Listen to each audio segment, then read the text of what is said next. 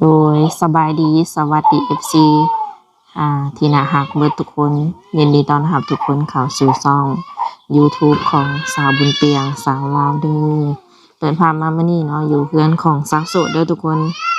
อันนี้เป็นเฮือนเป็นซ่านของเพิ่นเลยเนาะที่ว่าทางสาวบุญเปียงถ่ายทำอยู่ตอนนี้เนาะอันนี้เป็นเฮือนของเพิ่นเป็นเฮือนของสาวโสดที่ว่าเฮาสิมาถ่ายทำมื้อนี้เนาะชื่อเสียงแห่งนามก็คือหลายคนคือสิฮู้จักแต่ว่าทางเฮาเองก็เข้ามาเป็นครั้งแรกจะขออนุญาตแบบว่าเข้าไปโอ้ไปลมเทื่อเดียวเนาะจะบ่ได้เว้าก่อนทุกคนเลยโดยแนวใดก็ฝาก FC เนาะเป็นกำลังแรงใจให้เนาะฝากกดไลค์กดแชร์กดติดตามให้แน่ถ้าหากว่าคำเว้าคำจาเนาะหรือว่าพฤติกรรมใดบ่เหมาะสมทางเฮาเองก็ต้อง กราบขอโทษขออภัยนำ FC ไว้ก่อนเนาะเพิ่นกำลังลงมากับลูกของเพิ่น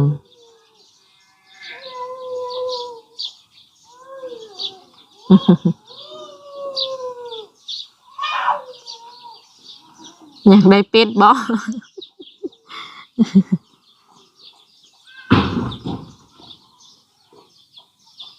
ตอนนี้ก็เป็นช่วงแรกเนาะตอนนี้5 โมงยังแล้วตะเวนกำลังสิตกดินทุกคนเลยกำลังสิมืดเอาง่ายๆกันเนาะตอนนี้ก็เลิกเวียกเลิกงานแล้วก็เลยว่ามาหาเพิ่นก่อนว่าซั่น FC หลายคนก็อยากทำความรู้จักกับเพิ่นแน่อีกอย่างเนาะก็เลยว่าเอาเข้ามาหาเพิ่นเบิ่งเป็นแนวใดโด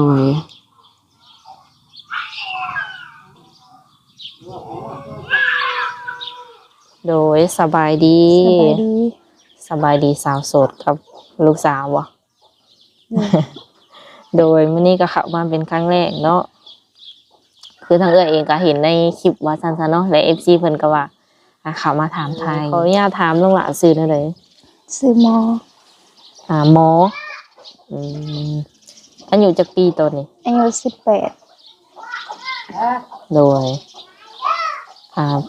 คือเพิ่นมีลูกเป็นที่เรียบร้อยเนาะ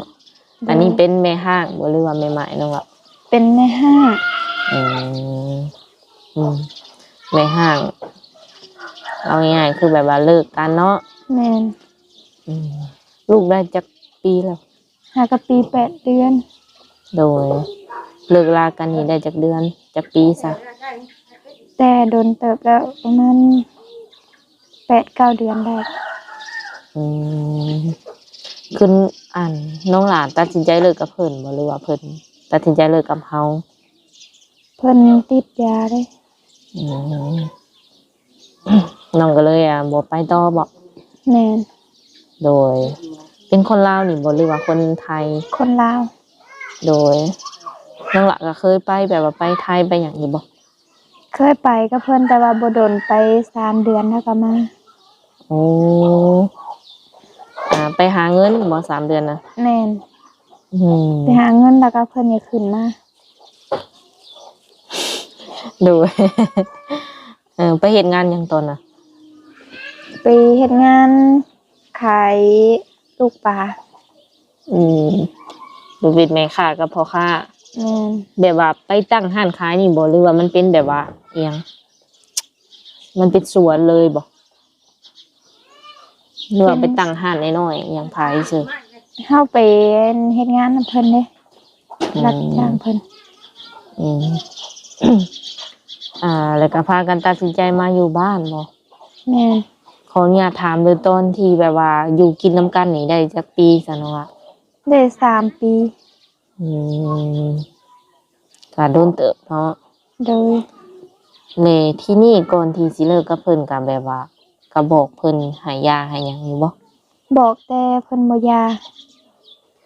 เพิ่นบ่เปลี่ยนเด้ก็เลยเลิก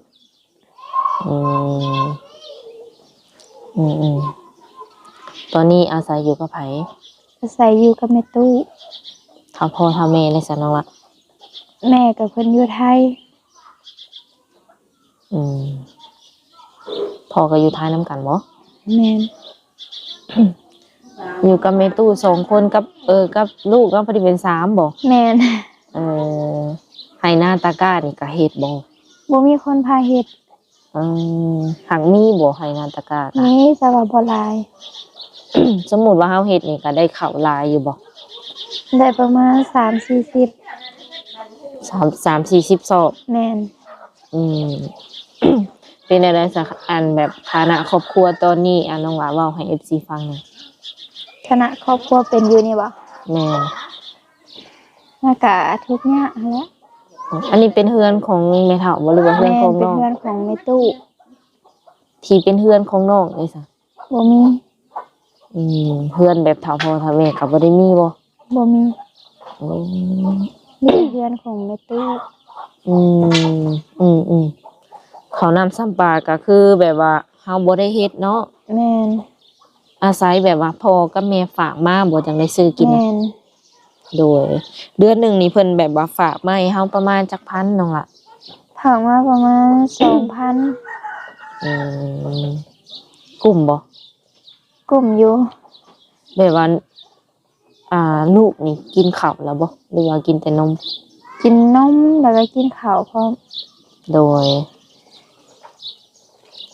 ปีปลายเพิ่นก็เริ่มย่างเนาะ แม่น เลี้ยงง่ายอยู่บ่น้องล่ะ เลี้ยงง่ายอยู่ เออ โดย คือก็เห็นในช่องที่ว่าออกมาเปิดใจแม่นบ่ แม่นเปิดใจตั้งแต่โดนแล้ว ตอนนั้นนี่เป็นอะไรคือตัดสินใจออกมาเปิดใจซะ บ่มีคนล้มเด้บ่มีคนล้มบ่มีคนคุย แล้วก็พอดีมีคือมันก็สัมผัสไปตั้งแต่โดนนั่นล่ะแล้วก็พอดีมีคนล้มพอดีเลย อืม ก็มีแบบว่าคนเข้ามาลมอยู่เนาะ แม่น หลายบ่หลังจากหัน บ่หลาย จ้าเด้อป้าคนนึงเพิ่น เอ ป้าคนจ้าเด้อจ้า โดย คือคนที่น้องหละเลือกคบนี่เพิ่นอายุหลายบ่หรือว่ารุ่นเดียวกับเฮา รุ่นเดียวกับเฮา แม่น ตอนนี้นะ รุ่นเดียวกับเฮา โอ้คนลาวบ่หรือว่าแนวใด คนลาว เอาแหละ เพิ่นเห็นแบบว่าในคลิปนี่บ่เพิ่นจังเข้ามานะ เห็นในเฟซเพิ่นนั่นแหละบ่ได้เห็นในคลิปเพิ่นแบบขอเป็นเพื่อนในเฟซกันซื่อ โดย คนที่แบบว่าอันเข้ามาทาง YouTube นี่มีบ่จักคน ก็มีอยู่ มีแต่ว่าคุยซื่อ เป็นแนวใดแบบว่าคือบ่อยากให้โอกาสเพิ่นก่อนคือบ่อยากคุยเบิ่งก่อนนะบ่ว่าคนลาวหรือว่าคนที่เข้ามาทาง YouTube จังซี่นะ จะคุยอยู่ เพราะว่าสิว่าในน้องหลาเองก็เคยแบบว่าผิดพลาดมาแล้วเนาะ แม่น รอบ2นี่ก็แบบว่าอยากแนะนำให้น้องเพิ่นแบบเลือกก่อนเลือกดีๆเห็นไหม โด เนาะ ย สมมุติว่าสิว่าในคนที่ว่าอยู่ทางไกลน้องเพิ่นเอาใจเก่งกว่าคนอยู่ใกล้จังซี่เด้ก็คิดว่าจะเปลี่ยนใจไปหักเพิ่นได้บ่ ก็ลองคบเบิ่งอีกแหละ น้องหรือว่าแต่ว่าน้องหละมักคนนิสัยแบบใดซะ มักคนนิสัยดีบ่มักเด่นบ่มักเที่ยว แบบว่า คือเป็นพอห้างพอใหม่ก็แบบว่า อยากเข้ามาลมเบิงบางเทื่อว่าน้องมักจังซี่นะคันเพิ่นอยากเข้ามานี่นะมีสิทธิ์บ่ ก็คุยกันไปก่อน เป็นพอห้างพอใหม่มีลูกติดรับได้บ่ โดย อ๋อและเรื่องอายุนี่น้องหลาคิดว่า คุยได้ประมาณจักปีน้องหละหาจักปี ประมาณ30-40ขึ้นไป ก็ว่าบ่ได้เนาะบางทีเนี่ยครูเพิ่นอยู่ทางไกล แม่ ตอนนี้ก็มีคนเข้ามาคุยอยู่แต่ว่าบ่ฮู้ว่าจะยืนยาวบ่เนาะคบกันโดนบ่นี่ยังบ่ทันฮู้แม่นบ่ โดย โดยก็แสดงว่าน้องเพิ่นก็ยังให้โอกาสอยู่บ่นี่ โดยคือปัจจุบันนี่ค่ะเอาลูกอย่างเดียวบ่หรือว่าน้องละเฮ็ดเวียกเฮ็ดงาน บ่ได้ พิ่ม เฮ็ดเวียกเด้เอาแต่ลูก ม บ่มีเวียกให้เฮ็ด โดยคันมีเวียกเฮ็ดก็สิไปบ่ ไป ลูก ไปแต่ก็บ่มีคนเอาลูก อ เพ ย่าง ราะว่าแม่ตู้เพิ่นก็เฒ่าแล้ว โดยก็สิยากนำตัวที่ว่าบ่มีคนเอาลูกบัดนี้บ่ แม่น คันบ่แม่นลูกใหญ่พุ่นเนาะ โดย เมตู้หรือว่าเมเฒ่าเพิ่นนี่อายุเท่าใดตอนนี้ซะ อายุ60ปลาย โดยนอกจากเฮ็ดงานฝั่งไทยแล้วอยู่บ้านเฮานี่เคยเฮ็ดงานหยังแน่แล้วบ่ บ่เคย อืมคันมีโอกาสเนาะอยากเฮ็ดงานหยังเนาะอะ เป็นงานอยู่ไทยบ่ แบบแถวบ้านเฮานี่นะแบบคันมีโอกาสไปเฮ็ดแล้วอยากเฮ็ดงานหยังคิดว่า บ่ฮู้ คันเหยียบโครงจักรโครงงานนี่น้องหล่าอ่านออกเขียนได้บ่ อ่านบ่ค่อยออกปานใด โอ้เคยเข้าโรงเรียนบ่ เคยเข้าแต่ป .4 ฮอดป .5 แต่ว่าเรียนไล่หลังหมู่ ก็เลยแบบว่ายังอ่านบ่แตกปานใดบ่ แม่น เวลาแบบว่าเฮาคุยหรือว่าสื่อสารกันนี่ได้สะน้องหล่าแบบเฮ็ดแบบไหนโทรอย่างเดียวบ่หรือว่า ส่งคลิปเสียง อ๋อเจ้าเองก็มีแบบว่าโทรศัพท์เป็นของเจ้าของบ่ แม่น น้องหล่าเล่นยังแน่ เล่นเฟซ ไลน์ก็เล่นบ่ บ่ได้เล่น อืมเบอร์ WhatsApp มีบ่ บ่มี บ่มี เล่นแต่เฟซอย่างเดียวเนาะ แม่น แสดงว่าคันหนุ่มๆอยากทักมาก็แม่นต้องทักมาแต่ทางอันสิว่าใน Facebook อย่างเดียวทุกคนเลย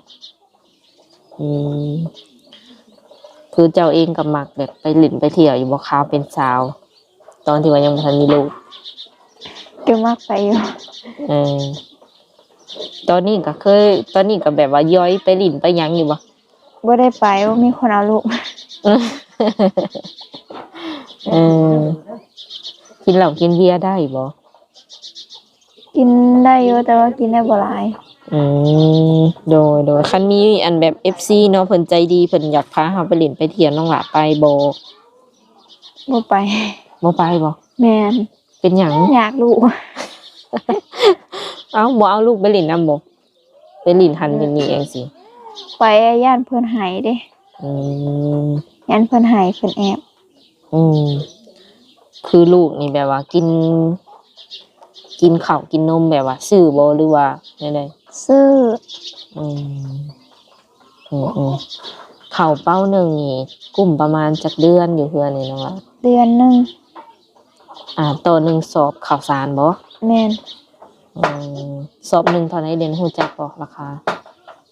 โมโหสอบหนึ่งพันปลายเหรอ 1,000 กว่าบาทแล้วเนาะแสดงว่าสมมุติว่าเพิ่นฝากมา 2,000 บาทก็สิพอได้แต่ซื้อข้าวกินเนาะ แม่นได้ซื้อเขาวกับซื้อนมลูก ของอยู่ของกินแบบว่ากระแป้งน้ำแดงนี่แม่นบ่ได้แตะเลยบ่ แม่น เออ เพราะว่านี่ก็น้องเพิ่นสิว่าได้บ่ค่อยแต่งหน้าบ่เวลาอยู่เฮือนนี่ แม่น อืมลูกต้องมาก่อนเนาะบ่ติเพิ่น จ้าลูก จ้า จ้า ลูกสาวเพิ่นทุกคนเลยกำลังตาหักตาสร้าง สมมุติว่าเพิ่นอยากทักมาลิ้นน้ำนี่ก็แบบว่าสะดวกช่วงใดน้องล่ะ แกทักได้ถ้าทางมาเห็นน้องก็ทักได้อยู่ คันว่าเพิ่นอยากมาเยี่ยมมายามนี่ได้ซะ เยี่ยมมายามบ่ แม่นมาลิ้นมาหยังนำจังซี่ เดี๋ยวจะบอกให้คนหน้าเด้อ บ่ให้มา เป็นแนวใด ขอบว่าทุกเนี่ย อืม โดย บ่กล้าให้เพิ่นมาบ่ก็หมาย คันว่ามีแบบว่าคนที่เข้ามาแล้วเพิ่นพร้อมดูแลเนาะอยากได้เป็นลูกเป็นเมียเลยอย่างซี่นะ น้ำบ่พร้อม โดย เวลาแบบคิดว่าจะใส่เวลาโดนบ่คุยกับเพิ่นจังสิตัดสินใจได้ว่าเพิ่น ให้ลูกใหญ่ก่อน โดยแสดงว่าคบเป็นแฟนกันก่อนได้อยู่ แม่น กะวางแผนไว้อยู่บ่มื้อหน้ามื้อไหนเฮาแต่งดองนี่สิไปอยู่นำเพิ่นบ่หรือว่ามาอยู่นี่ ถ้าเพิ่นรับได้ก็มาอยู่เพื่อนตัวเองมาอยู่นำแม่ตู้นำแม่ตู้มีคนอยู่นำ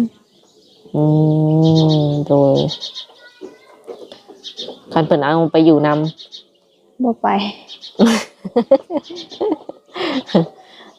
สมมุติเฮามีสามีแต่แบบว่าเพิ่นมาอยู่นำเฮาบ่ได้แบบร้อยเลยแบบว่าเพิ่นเที่ยวไปเที่ยวมาจังซี่นะรับได้บ่คิดว่า โดยได้ โดยก็คือสิบ่คิดหลายเนาะ แม่น เพิ่นยืนยันว่าซั่นเนาะหากก็ว่าบ่ได้มื้อหน้ามื้อในเนาะเฮ็ดให้เพิ่นมักเพิ่นฮักเพิ่นบางทีเพิ่นเปลี่ยนใจไปอยู่นํก็มีเนาะมื้อกี้นี่น้องสร้างครอบครัวน้องก็แต่งน้องจับเจือบ่ ยังบ่ทันแต่งดอก โอ้มัดแขนน้อยหรือว่านั่นนี่ เป็นน้อย โดยแบบว่ามัดแขนสู่คอแม่นบ่ แม่น โดย ตอนนั้นนี่คือแบบว่าย้อนไป 2-3 ปีบ่เขามาขอเฮานี่แพงบ่เนาะ กระโดดก็35 ล้านแต่เพิ่นบ่ได้เงินหมด อืมตอนขอเพิ่นยืนเท่าไหร่ซะนี่ว่า เพิ่นเงิน7 ล้านบ่หรือ8 ล้านเนี่ย โดยก็ถือว่าสมควรเนาะคันว่าบ้านเฮาเนาะ แม่น มีคำบ่ตอนนั้นน่ะ มีอยู่คำเพิ่นนั่นเด้เพราะเพิ่นเป็นพ่อห้างแหละเขาเป็นผู้สาวเด้เพิ่นมาเพิ่นมาตาบไปเด้ แม่นตาบมืออันเขาเลยบ่ แม่น เป็นบาทบ่ จำบ่ได้แล้วว่าตอนนั้นเท่าใด อืมคำแบบว่าคำแต่งต่างหากเนาะคำตาบต่างหากบ่ แม่น โดยอะไรก็เสียใจน้ำน้องเพิ่นเนาะที่ว่าความหักบ่ยั่งยืนเนาะน้องล่ะทำใจได้แล้วว่าตอนนี้ โดยได้ละแต่โดนแล้วเด้ แต่โดนแล้วอืมโดยมื้อนี้ก็เข้ามาเยี่ยมมายามทางน้องน้องหมอเนาะ โดยแต่มีแต่ว่าทางเฮาก็สิได้โอ้ลมกับเพิ่นประมาณนี้ก่อนเนาะเพราะว่าค่ำมืดแน่แล้วก็สิเอาเงินให้เพิ่นเขาได้ไว้เติมบัตรเติมเบอร์เนาะอันนี้ก็เป็นเงินจากส่วนไอ้ผู้ใหญ่ที่ว่าเพิ่นซัพพอร์ตทางช่อง YouTube เอื้อยเนาะให้เติมบัตรเติมเบอร์ก่อนว่าซั่นซะเข้ามาเป็นครั้งแรกโดย โดย เนาะ100,000กีบไว้เติมบัตร โดยขอบใจหลาย โดย โอเคทางสามบุญเวียงกับน้องโมน่าจะได้ขอตัวโจไว้ก่อนมื้อหน้ามื้อในคันว่า FC ให้เป็นสะพานบ่ว่าจะเป็นสะพานหักสะพานบุญทางเฮาก็สิเข้ามาใหม่เนาะโดยสบายดี สวัสดี โดย